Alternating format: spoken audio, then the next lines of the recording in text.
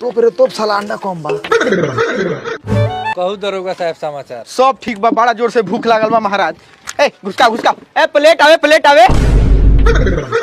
देखा तारा पापा, साला के खाहू में रंगदारी बे एकरा।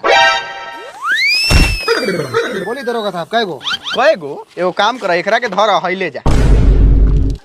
आ तू काहे इतना भारी ढोता रे? एकरा के धर आ हई तू ले जा, धर हल्का ढोआ लोग।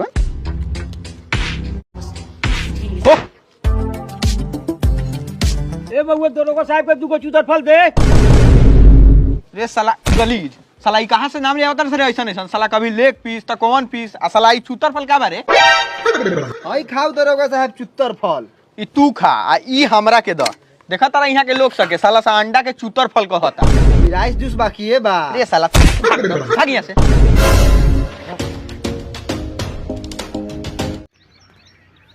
तो हे गाइस, अगर ये वीडियो अच्छा लगे हो तो लाइक एंड चैनल को सब्सक्राइब जरूर कर देना। चलो बाय।